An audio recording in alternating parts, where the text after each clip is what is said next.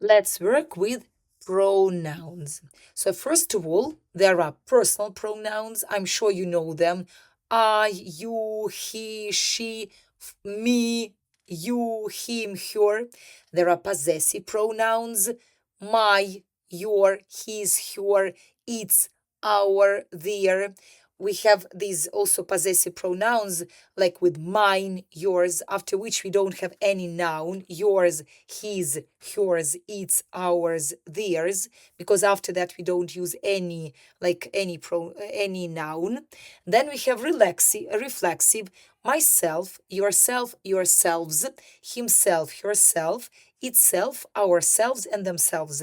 Attention, when it is singular, we use self, myself, yourself, himself, herself, itself.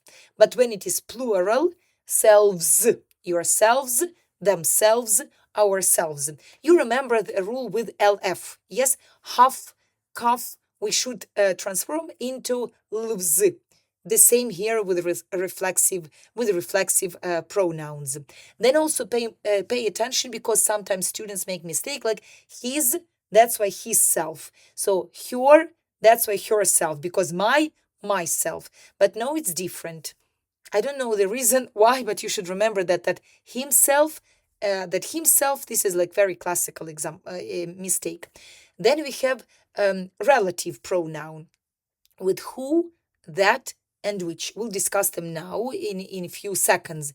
Demonstrative, this, that, these, and those. Here is just one rule. This, that, this is singular, and these, those are plural.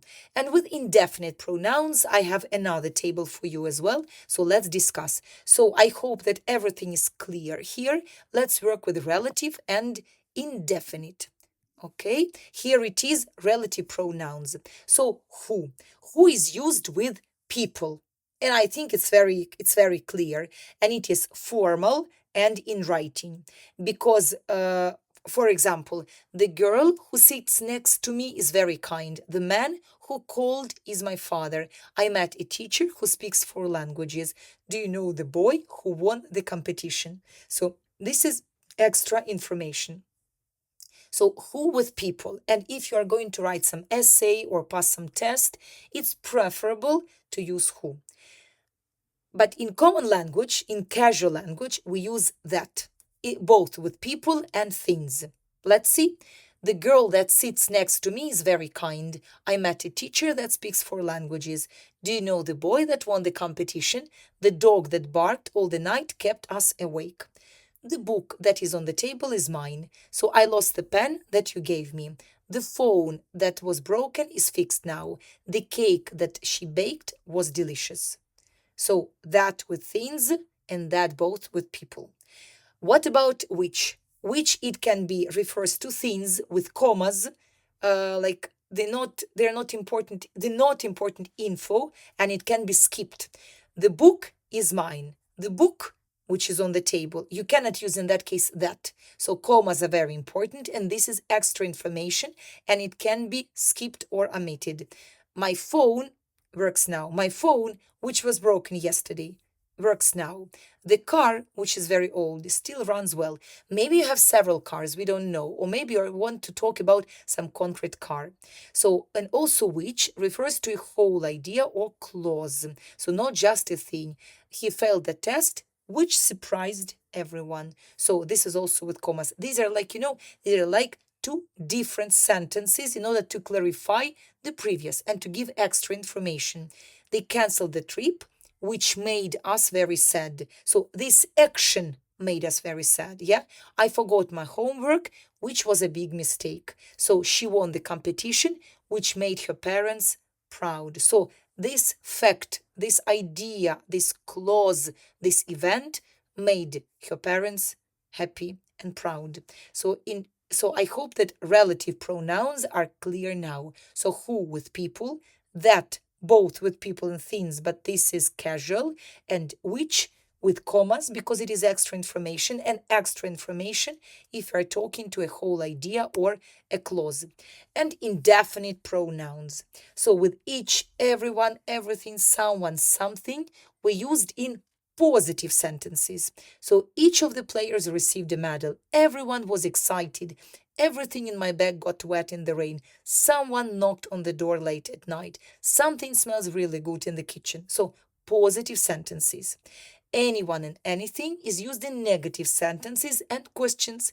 Anyone can make mistakes. You can choose anything from the menu. So when we are talking also about options, can anyone help me? So this is about negative questions.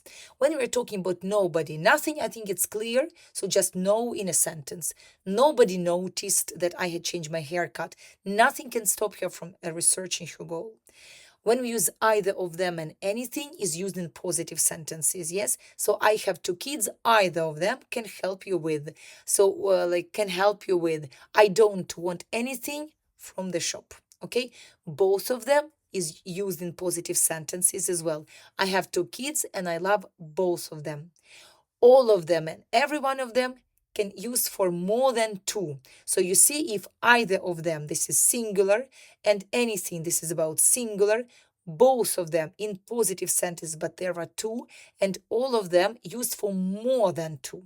So all of them were excited about the surprise. It means more than two, because both of them, I'm talking about two people, but all of them were excited about the surprise. So it means you're talking about more people. Every one of them received a certificate, means more people. Everybody of them is wrong. It's impossible to use it. The same with nobody of them. Neither of them anything, there are two. So you see, both of them two, neither of them anything, there are two. I asked the twins, neither of them knew the answer. I didn't hear anything during the night. Yes, so they're used like there are two, and they're used in like negative sentences. None of them, no one of them, there are more than two. So you see, all of them, every one of them, none of them, no one of them, so there are more than two. None of them wanted to leave early. No one of them was prepared for the test. And everyone, everybody, someone, somebody, anyone, anybody, no one, nobody, used with their. Everyone should know their responsibilities, because you don't know this is his or her. And in order not to say his or her responsibilities, you just say their according to the modern rules. I understand that definite pronouns can look strange and there are a lot of rules, but the main idea is to understand. So you are talking about two people or more, and whether you use it in positive and negative. In negative, we use something with no and any, and in positive, we use with some and every body thing one. Okay, this is really very important to understand, and I'm sure that with there you will remember that easily. So let's practice.